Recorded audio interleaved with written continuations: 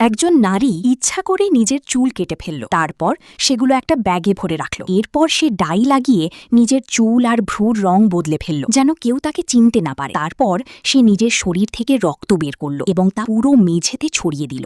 এরপর আঙুল দিয়ে 2 ধরনের হাতের ছাপ তৈরি করল, যেন কোনো গোপন বার্তা লেখা হচ্ছে। তারপর সে মেঝেতে জীবাণুনাশক ঢেলে দিল, যাতে তার উপস্থিতির কোনো চিহ্ন না থাকে। এনা প্রতিটি পদক্ষেপ খুব হিসেব করে নিচ্ছিল, যেন সে পুরোপুরি অদৃশ্য হয়ে যেতে পারে। আসলে সে নিজের হত্যার মিথ্যা প্রমাণ তৈরি করে তার স্বামীকে ফাঁসাতে যাচ্ছিল। তাদের বিবাহবার্ষিকীর দিন যখন সে নিশ্চিত হলো যে জ্যাক বাড়ি থেকে বেরিয়ে গেছে, তখনই এনা সেই ভুয়া ক্রাইম সিন তৈরি করতে শুরু করলো, যার উপর পুরো খেলাটা নির্ভর করছিল। সে নিজের ডায়েরিতে তাদের সম্পর্কের শুরুর দিনের মিথ্যা গল্প লেখা শুরু করলো। সেখানে জ্যাককে একজন মদ্যপ ও নিষ্ঠুর মানুষ হিসেবে দেখানো হলো, আর নিজেকে নির্দোষ ও নির্যাতিত স্ত্রী হিসেবে উপস্থাপন করলো। সে খুব সতর্কতার সাথে লিখল, যেন প্রতিটি শব্দ সত্যি মনে হয়।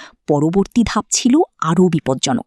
সে ডায়েরিটাকে ওভেনে রেখে আংশিক পুড়িয়ে দিল, যেন মনে হয় জ্যাক প্রমাণ নষ্ট করার চেষ্টা করেছে। ছাইয়ের মধ্যে বাকি পৃষ্ঠাগুলো এমনভাবে রেখে দিল যেন তাড়াহুড়ো করে পোড়ানো হয়েছে। তারপর বাড়ির ভেতরে কিছু চিহ্ন রেখে দিল, একটা ভাঙা চেয়ার, উল্টে থাকা গ্লাস আর মেঝেতে হালকা রক্তের দাগ।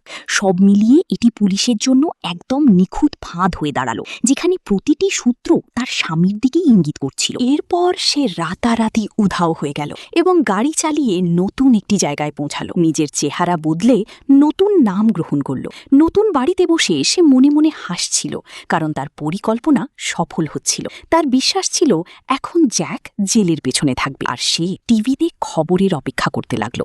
যেমনটা সে ভেবেছিল, পুলিশ একের পর এক প্রমাণ পেতে শুরু করল এবং সন্দেহ সরাসরি জ্যাকের উপর গিয়ে পড়ল। মিডিয়া খবরটি ছড়িয়ে দিল, আর জ্যাক রাতারাতি শিরোনামে উঠে এলো। নিজের ভাবমূর্তি রক্ষার জন্য জ্যাক সেদিনই স্ত্রীর জন্য একটি প্রার্থনা সভার আয়োজন করল। কিন্তু সেখানে এমন কিছু ঘটল যা পুরো ঘটনাকে উল্টে দিল। তার গর্ভবতী প্রতিবেশী শিশুকে নিয়ে সেখানে হাজির হলো এবং সবার সামনে চিৎকার করে বলল জ্যাক তার গর্ভবতী স্ত্রীকে হত্যা করেছে। চারপাশে বিশৃঙ্খলা সৃষ্টি হলো। মিডিয়া জ্যাককে ঘিরে ফেলল, আর পুলিশ তাকে আটক করল। জিজ্ঞাসাবাদে জ্যাক বলল সেই প্রতিবেশীকে চেনেও না, কিন্তু পুলিশ অ্যানা এবং সেই মহিলার একসাথে তোলা ছবি দেখালো, যেখানে তারা হাসছিল। পরের দিন লুমিনল টেস্টে রান্নাঘরে রক্তের দাগ পাওয়া গেল, আর ক্রেডিট কার্ডের রেকর্ড প্রমাণ করল যে জ্যাক বিলাসবহুল জিনিস কিনছিল। বীমা পলিসিতেও একমাত্র সুবিধাভোগী ছিল সেই। এখন সব প্রমাণ তার দিকে ইঙ্গিত করছিল।